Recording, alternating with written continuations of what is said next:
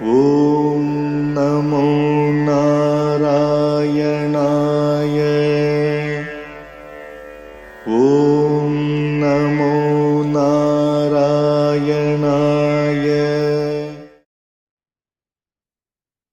Asmat Gurubhyo Namaha, Asmat Parama Gurubhyo Namaha, Asmat Sarva Gurubhyo Namaha.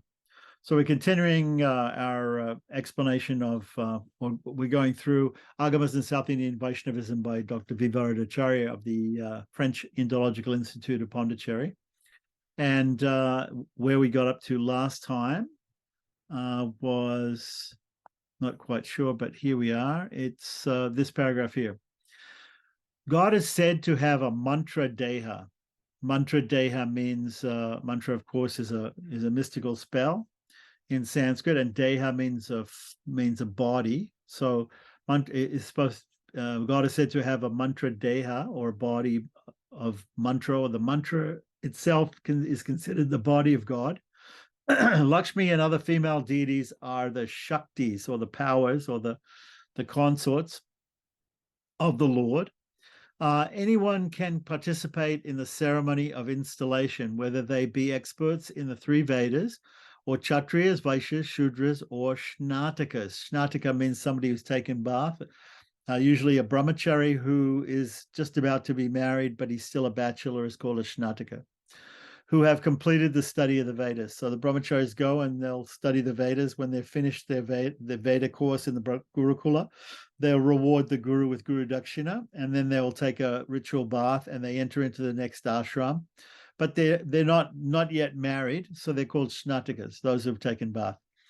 They should have abiding faith in God and in worshiping God with mantras. A woman who is possessed of correct knowledge, and literally discrimination, is also eligible to participate. This Samhita deals with the Kriya and Charya aspects. So I think we were speaking, the Samhita that we were speaking of was the Paushkara Samhita. If we just look back for a second, I think we were talking about the Paushkara Samhita, right? Paushkara Samhita is one of the main Samhitas and one of the oldest ones in Pancharatra. And the Parameshwara, which is a text which is like a commentary on it, is used. And so Paushkara and Parameshwara are used in Sri Rangam temple. Yeah. Okay, so let's continue on with that. Now we talk about another one, the Sattvara Samhita. Sattvara Samhita is also very famous. These are considered the jewels of the Pancharatra, these Samhitas. The Sattvara Samhita contains 20 chapters called Parichedas, and has about 3,500 slokas. It mentions the Paushkara, Varaha, and Prajapatya Samhitas. This text contains the doctrines taught by sages by Narada, who passed on to them what Sankarsana had received from Vasudeva. The Vishakayupa, right? A yupa usually means a ceremonial post. I forget the exact name, a ceremonial post where an animal is tied up to be sacrificed, a yupa, and Vishaka is the name of a star. So the Vishaka yupa, for whatever it must be, might be some text here. The Vibhava deities, right, which we described before, there are 5 forms of God which are spoken of in the Pancharatra, the Paravyuha, Vibhava, Antayaman, and Archa. So the middle one, the Vyuha, the Vibhava, which corresponds to the different avatars that come of the Lord in the world at different times, and their worship received prominent treatment in the Sattvara Samhita. Which is an indication and justification of the title Sattvata. Sattvata would be having to do with the Sattva guna, or the mode of goodness, for this Samhita. The deities of the Vyuha, the Chaturvyuha, are said to constitute what is called the Chaturatmya, in which form the deities are to be worshipped. 4 kinds of Chaturatmya are mentioned here. The principal deity, who is Vasudeva, is referred and we have some notes down here. I think up the top, it was discussed about women being eligible to participate in the installation and worship of deities in temples. And here it says from, I'm guessing from, must be from, probably from Pushkar Samhita. It says that a woman is expected normally to treat her husband as God. Consequently, there is no need for her to worship any deity. And this is a quote from Ishvara Samhita 8:136. But she is permitted to take the initiation and do worship herself when she is a destitute, or she has no one to take charge of her, or she may take her husband's permission for the same. Okay, so these are just some social rules that are there being discussed about that. But in any case, there's no prohibition of women for doing all these things. So let's go to the next page. So we finished off with the sentence, the principal deity, who is Vasudeva, is referred to as Adimurti, so the original form of God. A name also used in the Vaikanasa Agamas to refer to Vishnu, from whom emerged four deities: Satya, Purusha, Achyuta, and Aniruddha. So just as we have in the Pancharatra Agama, we have, remember, this book is about Agamas. So it's also Vaishnava Agamas. So it's not just about the Pancharatra Agama, it's also about the Vaikanasa Agama. So we have that idea of the Chaturvyuha emerging from Vasudeva, Paravasudeva, the original form of God, in the Pancharatra. We also have the idea of, in the Vaikanasa Agama, of Vishnu being the principal deity and Satya, Purusha, Achyuta, and Aniruddha appearing from him. So to continue on.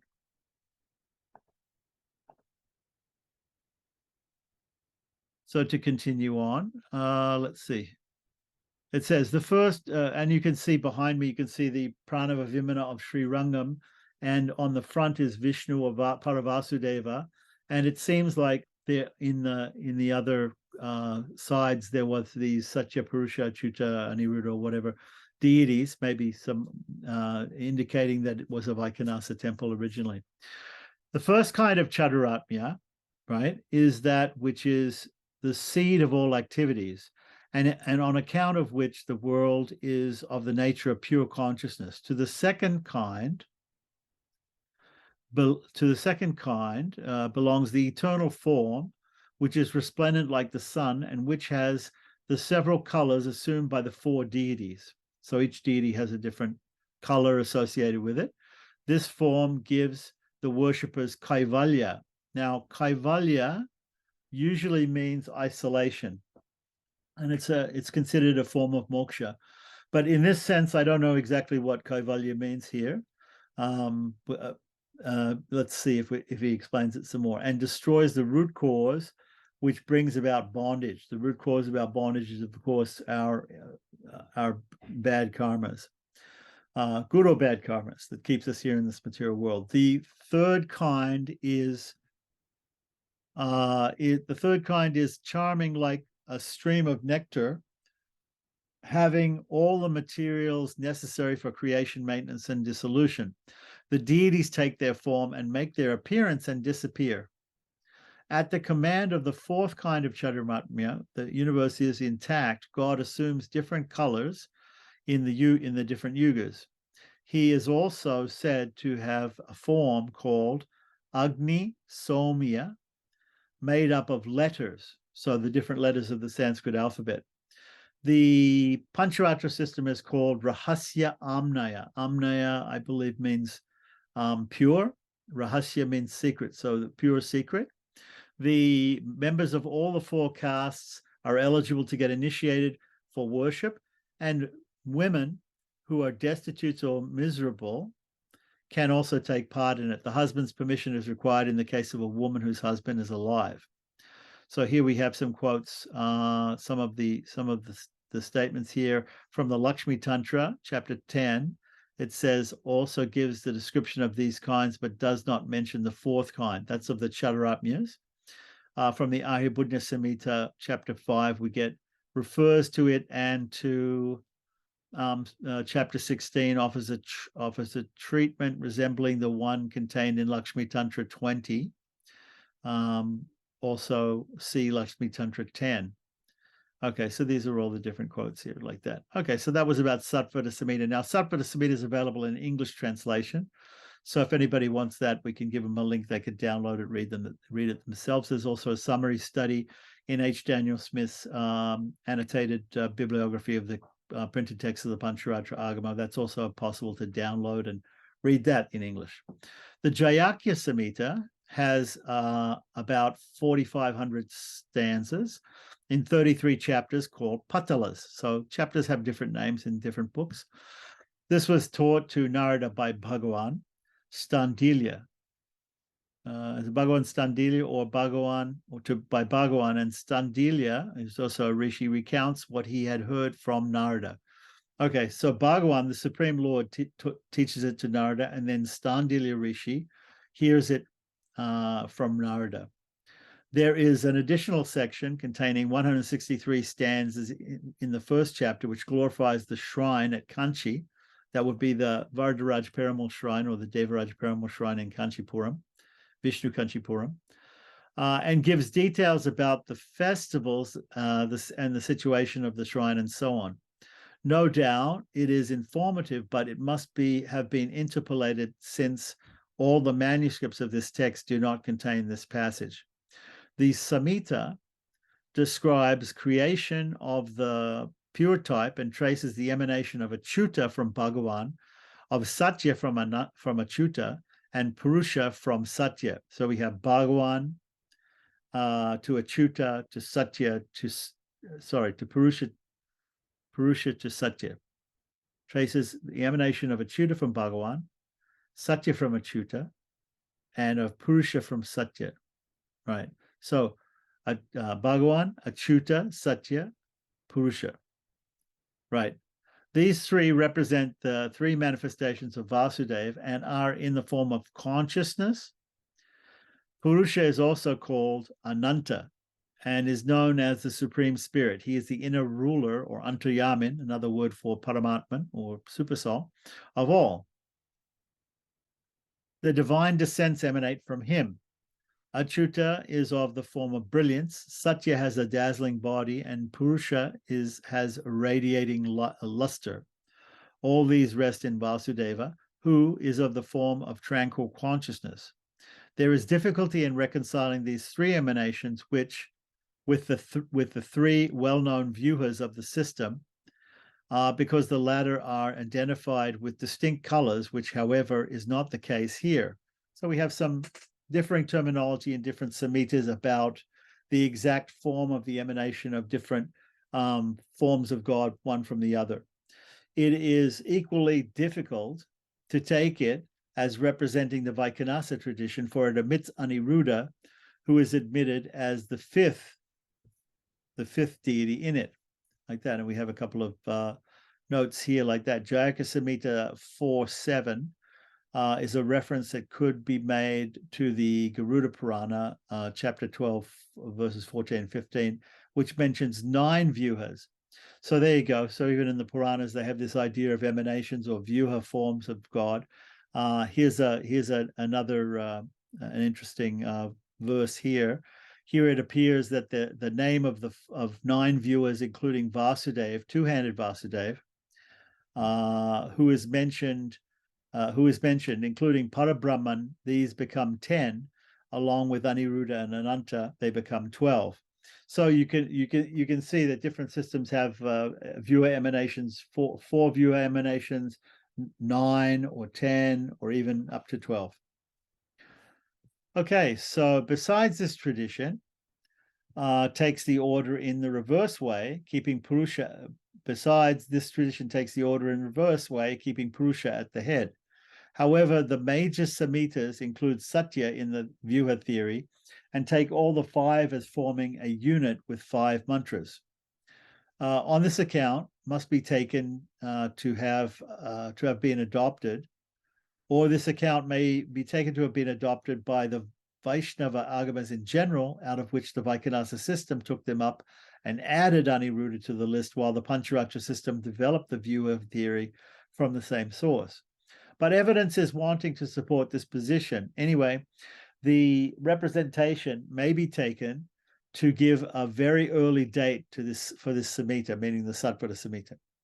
So now we have Shantika, Poshtika, Pushposhtika, Vidveshana, Marana means killing, Uchatana, and Stambhana are cruel rites treated here.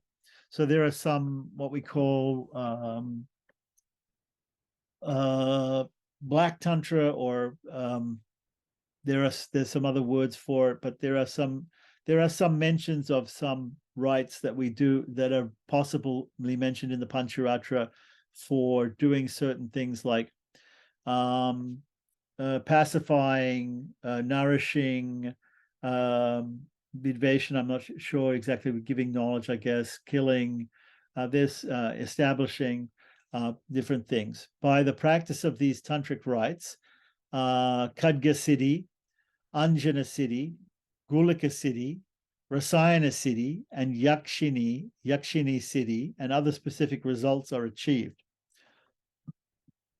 So if people want to get these specific results, or if they want to do certain things to other people, these are all mentioned in this Samhita, Sattva Samhita.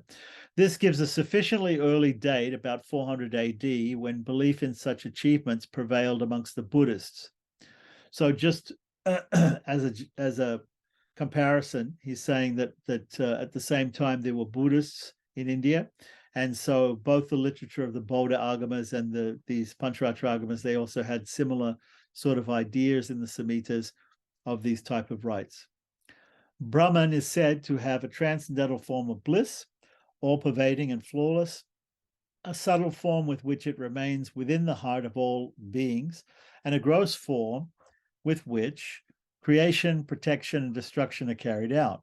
It is not generally realized by all people, but while yet remaining formless, it is realized through meditation. The sun is brilliant and the moon is delightful. Knowledge, which arises as a result of these two, has God for its object. He is of the form of sentience, and so is of the nature of Agni and Soma. So Agni meaning fire, which is, I guess, compared to the energy from the sun, and Soma being the energy from the moon. Representing the form representing the sun, Lakshmi, Kirti, Jaya, and Maya are his Shaktis, okay, are his consorts. All right.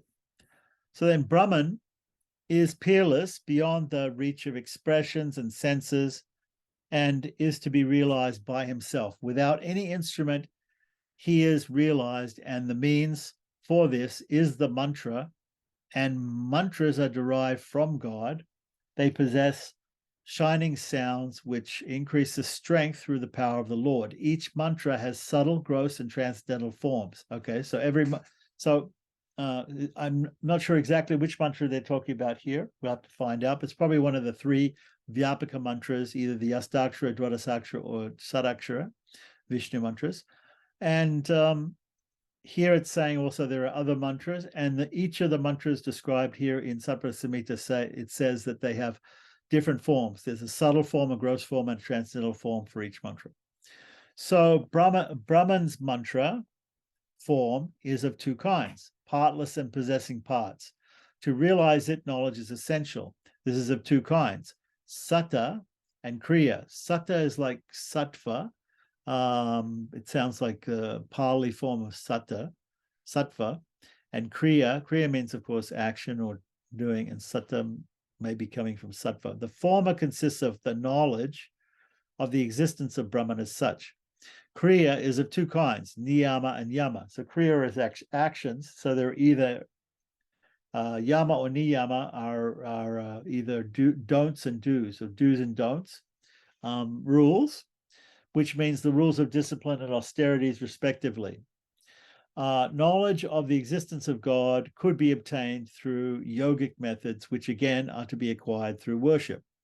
This Samhita, meaning again the Sattvara Samhita, attaches great importance to mantras and their proper use for the equipment of the worshipper. The mode of worship in the temple does not get as much attention as it is given in later Samhitas.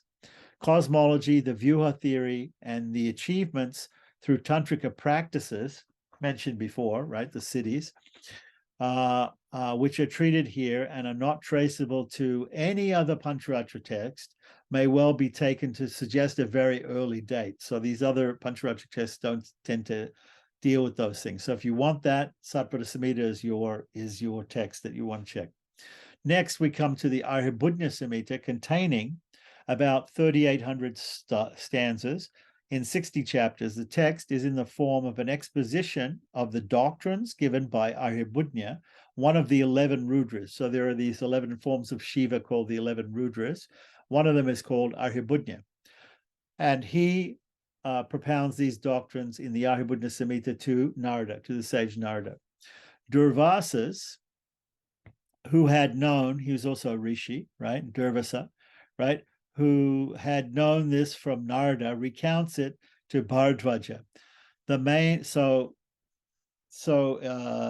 Arhibudnya teaches Narada, Narada teaches Durvasa, and Durvasa teaches Bharadwaja, right? So the main purpose of the teaching here is to expound the glory of Sudarshana, the chakra, the discus of the Lord, right? The original text is stated to have contained 240 chapters, right, which was later condensed for easy comprehension. The text opens with a prayer addressed to Vishnu in the form of Sudarshana and another to the Shakti of Vishnu. The latter is couched in purely technical terms of Tantra. The text treats of various siddhantas, or perfect explanations, with perfect doctrines, which with the help of Parakriti and Purakalpa, there are 10 narrations which illustrate the greatness of Sudarshana and the restoration of the Vedas to Brahma by Vishnu. Said that the Vedas were stolen away from Brahma. They were given to Brahma by Vishnu, but they were stolen away from Brahma by a demon called Hayagriva, or it could be the Madhu and Kaitapa demons. I'm not quite sure. Okay, so anyway, there's a story like that, and Vishnu got them back, thus providing justification for the development of the Sudarshana cult. A very detailed account is given of 21 kinds of Upa-Vedas, meaning subsidiary Vedas, or books of knowledge, 60 topics of the Sankhya system, right? So the Sankhya system, which was already there, and recounts the creation of the universe out of different elements and the order in which they were created, one from the other. 2 kinds of yoga, 4 kinds of karma samhita, 8 parts of the Pashupata system. Pashupata is a Shaiva system. The 10 topics of the Pancharatra system. The relative worth of these is also evaluated, and the Pancharatra system is declared to be the most useful. And in fact, you'll find that Vedanta Deshika, in some of his other books, maybe I think Adhikara Saravali or whatever it is, he decries the Pasupata system as being wrong. So he criticizes it. Okay, so but it's mentioned here. It is mentioned here, and Pancharatra is considered to be the most useful of all these systems. The sage called Apantaratapa sprang from the speech of Vishnu, and therefore is called Vachyayana, classified the Vedas, right? So it's interesting because normally we think of Vedavyasa as the person who classified or has edited or who has compiled the Vedas, but here it's saying in Pancharatra, there's a sage who sprang from the speech of Vishnu called Vachyayana, who classified the Vedas. Cosmological accounts include various kinds of creation and dissolution, are given in 4 chapters, chapters 4 to 7. A very interesting topic is discussed in this regard. Why should there be a difference of opinion amongst thinkers regarding cosmology? Okay, so we have some footnotes here. Difference between Parakirti and Purakalpa is described in a verse here. from Ahibudna Samhita. These are all quotes from Ahibudna Samhita. It also says that in Ahibudna Samhita, there's a quote which is found in Mahabharata Shanti Parva, chapter 359, text 89. His name is given there as Pantaratamas, an ancient sage learned in the Vedas who became Vyasa at the command of Vishnu. Okay, so there's the explanation. Later on, he became Vyasa. And this is according to Shankara's Brahmasutra Bhashya 3.3.32. So continuing on, they are explained as arising on the following grounds. Firstly, what are we talking about coming about? Cosmology, different ideas on cosmology, right? So they're explained as arising on the following grounds. Firstly, man's speech is not adequate to bring out the truth. Secondly, people mistake one word for another in certain contexts and do not know what symptoms are. Then limitations of powers of comprehension make it difficult to understand certain things, and one cannot speak about what one could not know. Finally, the aspects of God are infinite, and only one of them is grasped by one philosopher and another by another philosopher, and so on. So these are all different explanations why there's different forms of cosmology spoken of in the scriptures. Brahman is described as characterized by unlimited bliss, having no beginning and no end.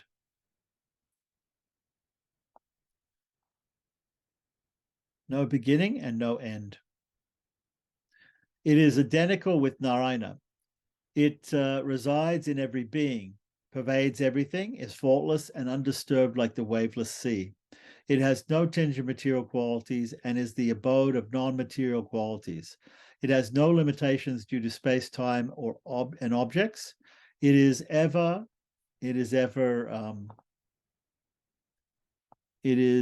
full, ever manifest, nityodita, and cannot be guessed to be of this or that kind or size.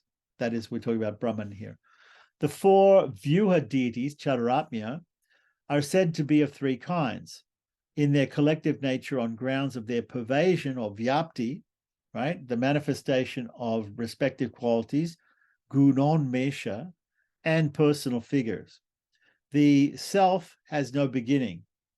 It is indeterminable bliss, divine Bhagavan Maya, filled as it were by the Lord and ever existing under his control.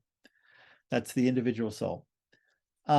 It represents an infinitesimal fraction of the Shakti of God. It is only those selves that realize God's grace, called as Shaktipata, right, that can prosper and get freed from bondage. The self is then rid of the aspects of the effects of its good and bad deeds. Detachment draws upon it, leading to discriminative knowledge. The self now gets interested in knowing some means for its future welfare. It takes on the study of the texts, approaches the preceptor or the acharya, the guru, and gets enlightenment through his favor. Knowledge of reality, yogic practice, performance of good deeds, resorting to observances and such other activities lead the self to the place of Vishnu, meaning Paramapada, Sri Vaikuntham, right? This Samhita is unique and differs much from later texts in its contents. Only half of the text is devoted to occultism in theory and practice. Philosophy is mainly dealt with in chapters 1 to 14 and incidentally treated in all the remaining chapters.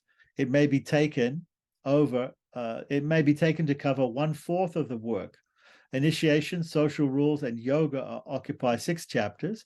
The remaining chapters give a very brief account of installation of images. Even here, the practical aspect of the magical figures, yantras, two-dimensional, deities, dominates, particularly with reference to the Sudarshana, or the chakra, the discus of the Lord. Public festivals, utsavas, are not at all mentioned, and the doctrine of self-surrender, or nyasa, is treated in chapter 37. So prapati is mentioned, or sharanagati, in chapter 37 of Hariputta Samhita. These aspects of the contents reveal one significant trait of the early phase of the development of the Pancharatra tradition. Here, it's sought to provide the philosophical background for the doctrines as they were taught by God to Narada. The worship of the Lord was then intended to be carried out through mantras and yantras. There is little reference in this text to temples, their construction, and worship of deities or idols or icons, all of which should have found a place within the practical side of Agama only long afterwards, at a time when worshippers could not have found it easy to worship the Lord through mantras and meditation. The Polshkara, Sattvada, and Jayakya Samhitas contain a brief treatment of deity worship or icon worship, idol worship. Among these, the second and third, meaning the Sattvada and Jayakya Samhitas, right? It says here Jaya, but it means Jayakya, mentioned in this text. This need not prove that the reference is an interpolation. On the other hand, the traditional aspects should have been there, and more ancient ones must have received treatment in this text. The constituents of the yogic practice are given and described in great detail. How the tubular ducts, called nadis, in the body, meaning the nervous system in the body, right, are to be purified by doing pranayama or breathing exercises, receives attention in chapter 32. In order to protect created beings, God created Sudarshana, the chakra form, his own form, from which the magical weapons took their rise. They sprang in 5 groups. Those which emanated from the mouth, breast, thighs, and feet are called Nivartika or Upasamhara astras. Okay, so there's a difference between astras and shastras. So we know a shastra is a weapon, and astra is also a weapon, but one of them is held in the hands, the other is not held in the hands, like that. For example, the bow and arrow, you let the arrow go, so it's not held in the hand. So whereas the sword is held in the hand, the club is held in the hand, the chakra is let go. So these are astras. Others might be shastras, as they are intended to be used in defense. Those which issued out of the other limbs are called pravartika astras and are for offensive warfare. The latter appear as though they would devour the worlds, while the former have hands joined in supplication. The latter are 62 and the former 43. Okay, so we have 62 pravartika astras and 43 upasamhara or nivartika astras. These weapons have human forms, right? So personified deities, right, of deadly appearance, but they differ among themselves, having individual marks of identification. Chapter 40 in Aribuddha Samhita is devoted to the enumeration and description of 102 astras, right? So we had here 62 and 43. That actually brings us to 105. So here he's saying that there's a description of 102 of these astras in chapter 40, together with their powers. The mantras and weapons which are to be employed to overcome malicious practices carried on by the enemies are recounted in chapter 32. Chapters 51 to 59 are devoted to the exposition of mantras of Vishnu in the light of their gross, subtle, and highest transcendental meanings. So remember, this was also mentioned in the Sattvada Samhita. So the pranava, which is, meaning Omkara, right, is also called Tara or Taraka mantra, is shown to convey through its subtle sense of waking, dream, deep sleep, transcendental, and undifferentiated and silent stages, presided over respectively by Aniruddha, Pradyumna, Sankarshana, Vasudeva, which is the Chaturyuga in reverse form, Shakti, and Vishnu. Similarly, the gross and highest senses are shown to convey Sudarshana and Vishnu as active and inactive Shakti. So Sudarshana being the active Shakti, Vishnu being the inactive Shakti. So an explanation is also given as to what is meant by the words Sthula, Shukshma, and Para. So this was the explanation before that they talked about 3 different types of mantra. Sthula means gross, Shukshma means subtle, and Para means transcendental or supreme. So it is also shown that the concepts of Godhead taught in the Puranas and the Pasupada system, remember, which is that Shaivite system, right, as also expressions of Vyakta, Avyakta, Puman, and Kala, right, convey that the supreme reality is Brahman in association with Lakshmi, designated as Shakti. Okay. All mantras of Vishnu, such as the Astakshara, Sarakshara, and Dwarasakshara, remember those 3 Vyapaka mantras of Vishnu, are given similar exposition through these 3 significations. The word namas or namaha, right, is stated to convey the sense of surrender. So in each of these mantras, remember, there's a namaha, right? Om Namo Bhagavate Vasudevaya in the Dwarasakshara, Om Namo Vishnave in the Sadakshara, and Om Namo Narayanaya. So Namo appears in each one of them. So Namaha or Namo or Namas is in each one of these mantras. So the word Namas is stated to convey the sense of surrender, right? Which is something that we know, anybody who's studied Mumukshapadi or any of the Rahasya Granthas, the secret doctrines of the Sri Vaishnavas, will know that they speak about Namaha, or the word Namaha, representing property or surrender or Sharanagati. So he's just explaining here. So this is perfect because this is also in Pancharatra.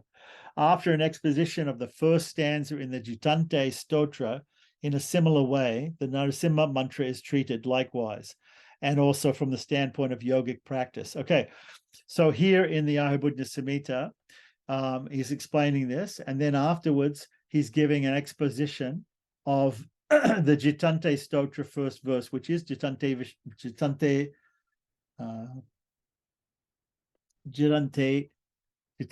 tu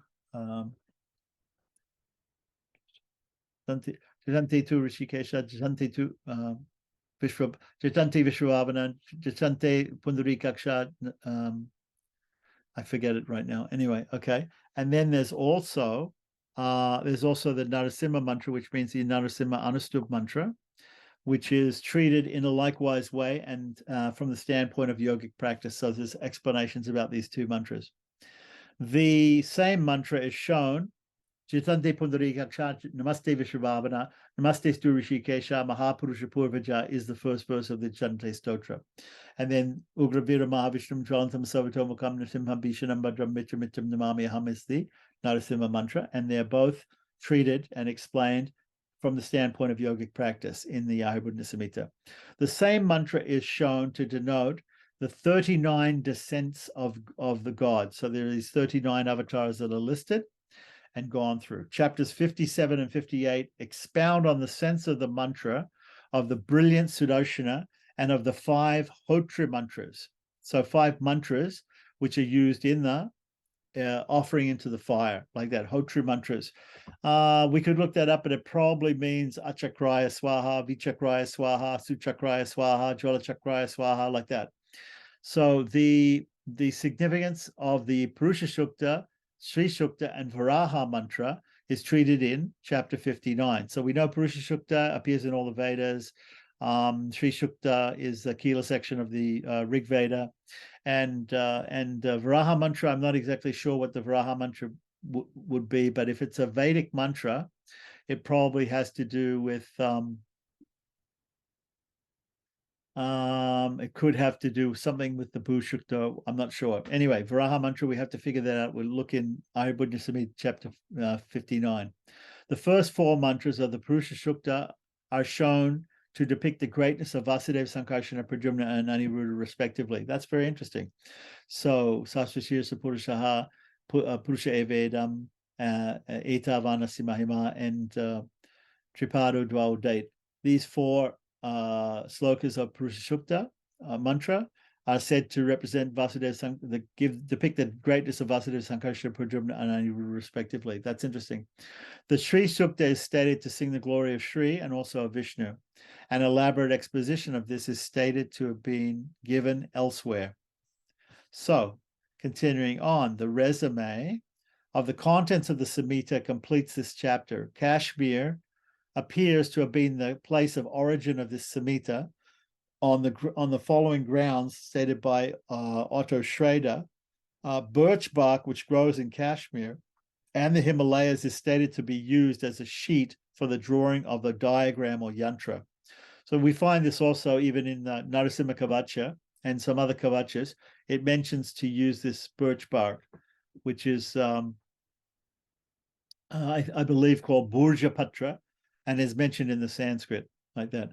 The aspect, so it's mentioned here in the Aryabhuta Samhita. So that's why they say it must have been written in that place, because only in that place that particular tree grows, or in North India anyway. The aspirant who gets initiated according to the tradition gets rid of all sins, like the sun, which gets freed from the obstruction caused by its brilliance to its brilliance by snow. A comparison which points to a region in Kashmir or the Himalayas. Okay, so they're looking at the words in the Samhita and they're seeing the reference to snow, which won't be there in South India. So they're thinking that therefore this Samhita should have originated from a Himalayan region or Kashmir. The reference to the king Muktapida of Kashmir, AD 750 in chapter 48, confirms the place of the rise of the text in that region. Either that, or the reference is an interpolation. We don't know. So anyway, that's a very good reading of the text there. Since Utpala 850 AD cites a passage in his Spanda Pradipika, which resembles one in the Aryabhuta Samhita, the date of the work can be fixed before 850 AD. Perhaps in the 8th century, meaning the 700s, the Kashmir origin of the work, and Utpala being a native of Kashmir, strengthened the identification of the passage cited by him. Okay, so now let's turn to the Lakshmi Tantra. The Lakshmi Tantra contains 4,000 stanzas in 57 chapters, of which the last 7 are not included in all the manuscripts on which the printed text is based. The work is in the form of a discourse between Shri, the goddess Lakshmi, and Indra. Narada gives a version of this to the sages assembled in the Malaya hills, right? The colophon, meaning what's written in at the end of chapters and things like that, or on a manuscript telling us more information about the text, at the end of each chapter refers to the text as Pancharatra Sara, or the essence or the cream of Pancharatra, perhaps as a summary of a larger original, right? Because the cream is usually a condensed form of milk. So the Pancharatra Sara would be a condensed form of Pancharatra knowledge, which, however, is said to have contained 100 crores, that's 100 times 10 million. So that would be a billion, I guess, of stanzas. Though the text is not divided into sections, which are expected in an Agama work. What are we talking about? The sections there: Jnana, Yoga, Kriya, and Charya, which is the usual 4 sections that are Samhitas are divided up into. It is found that philosophy as forming the part of the Jnana is dealt with in about the 3rd part, consisting of first 17 chapters. The science of occultism takes up nearly 20 chapters. Yoga has a brief treatment. Chapters 37, 41, and 53 deal with Kriya. So it is found thus that philosophy and occultism, Charya, have received predominant attention in this text. One noteworthy feature of this work is that the female principle, or Shakti, is demonstrated to be responsible for all that takes place as creation, maintenance, and destruction, keeping Vishnu in the background. Yet, it is sought to be proved that only at the will of Vishnu, Shri becomes active. He is perfectly tranquil, changeless, and eternal, and thus he is in the background. As a philosophical principle, Shri occupies a status equal to that of Vishnu in this particular Samhita. Quoted a lot by Vadagalai Sampradaya, but that's fine. She is thus an integral part of Vishnu. Creation is detailed in 3 ways. The first method is split into 3 classes, namely pure, mixed, and impure, right? The pure type is the transcendental one, which includes the Vyuha emanations. The second type is mixed. It refers to the creation made by Brahma, and the impure kind follows the Sankhya theory of evolution. The second method is based on the principle of stages called koshas. Kosha means a sheath, different sheaths, right? The third method is based on the emanation of sound from Brahman and is divided up into 6 stages called Advan. This method is has a very important role to play in this Agama. It seeks to relate the power of mantras with the worship of the deity. The contribution made by this Samhita to cosmology is indeed high. For in no other Pancharatra text, creation receives such a systematic treatment. The principles underlying the concepts of 6 koshas or sheaths and 6 advans, right, which were stages, right, are essential to explain 2 facts. Matter and selves are eternal. Where do they rest prior to creation? So these points have to come out from this exposition. They have to be in some place undisturbed during the period of deluge, or the pralaya, or the dissolution. The Agama tradition admits the principle of kosha, or the sheath, to explain the emergence of matter and self. Kosha itself marking the stage which represents the projection of Shakti. The concept of creation of sound becomes meaningful through its rise from Brahman. Being an emanation from a subtle stage, the gross sound can easily indicate its source. God is often depicted as having mantra as his body. The worship of God through the utterance of mantras, which are made up of sounds in specific collocations, becomes therefore understandable.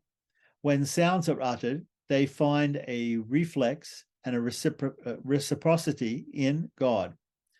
The Pancharatra system deserves credit for the way in which it makes all the 3 methods of creation supplement one another. The bearing of each on the others explains how the Vyuha deities and idols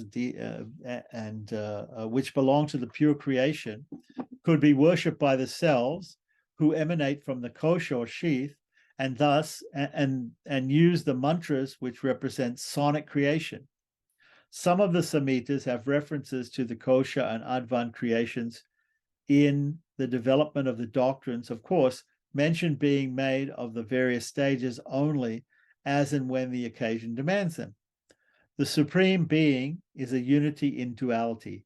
He is ever with Shakti. He is called by several names such as Paramatman, Vasudeva, Narayana, and others.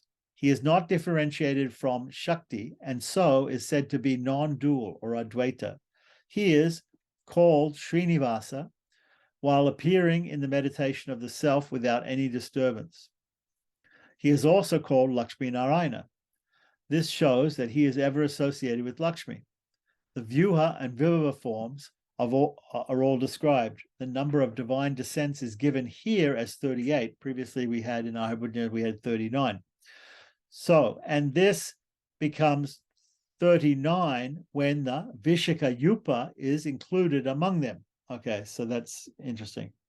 It is also 39 in the Arya-Budnya Samhita, which we just mentioned, in which the Vishaka Yupa is not mentioned, but Padmanabha must be included. Okay, so that's interesting. The form of God as an idol or deity is simply referred to as having a non-material body, that is, having a body made up of the 6 gunas. So non-material means not made up of the 6 gunas, whatever 6 gunas they are, like that. And he's giving a quote here from Lakshmi Tantra 259b to 60a. It is curious to note that both the Arya-Budnya Samhita and the Lakshmi Tantra do not mention the form as the inner ruler or Antaryamin, and there is no reference even to Archa in the former. That is in the Ayurveda Samhita, because remember we were talking the Ayurveda Samhita mainly talks about mantras and yantras. Okay, so however, these two can be taken to have referred to in two passages from the former, right? Okay, so so we can, if we interpret it a little bit differently, we can look at the Ayurveda Samhita and we can sort of say from these two passages that they are mentioned, deities, that the super soul and the deity are the deity, external deities are mentioned. It is not, however, clear why no definite mention of them is made, right? Excuse me. The self is only Shakti, that is, the Jiva Kosha, right? The living sheath of the Shakti, of Shakti. It is pure and independent. It is consciousness contracted and appearing like the mountain reflected in a mirror. It is afflicted with the 5 kinds of misery: tamas, moha, mahamoha, andatamishra, and avidya. It has 5 duties to perform. Its contact with external objects gives rise to the cognitions about them, the knowledge about them. Om